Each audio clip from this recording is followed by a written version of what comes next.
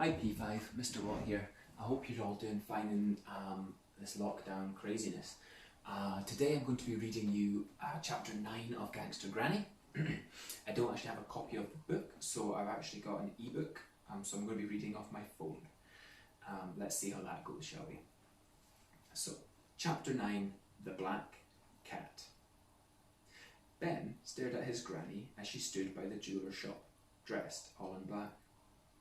Ben, she prompted, "What are you doing following me?" Ben was so shocked he couldn't form a sentence. "Well," she said, "whatever you're doing here, you'll have the cops on us in no time. We'd better get out of here. Quick, jump on." "But I can't." "Ben, we've got about 30 seconds before that CCTV camera comes on." She pointed to a camera screwed onto the wall of an apartment block next to the row of shops. Ben jumped on the back of her mobility scooter. "You know when all the CCTV cameras come on?" he asked. "Oh," said Granny, "you'd be surprised at what I know." Ben looked at her back as she drove. He'd just seen her preparing to rob a jeweller's shop. How could he be more surprised? Clearly, there was a lot more to his granny than he had ever known. "Hold on," said Granny. "I'm going full throttle." She violently twisted the handles on the scooter, to absolutely no effect that Ben could feel. They hummed off in the dark, going about 3 miles an hour with the increased weight. "The black cat," repeated Ben. They were finally sitting in Granny's living room. She had made a pot of tea and laid out some chocolate biscuits.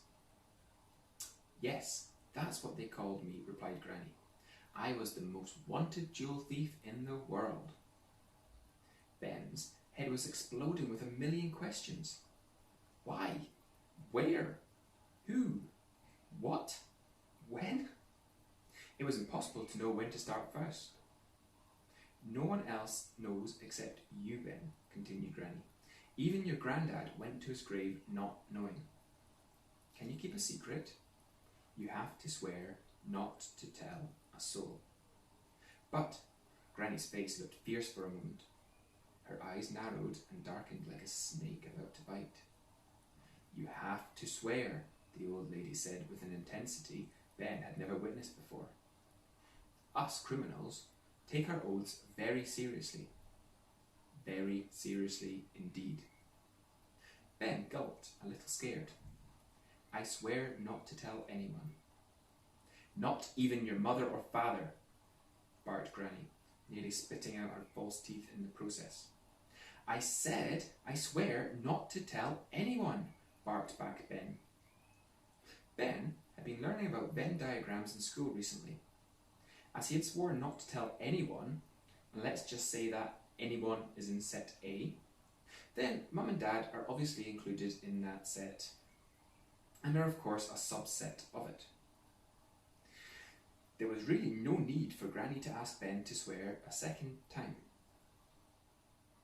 Take a look at this handy diagram.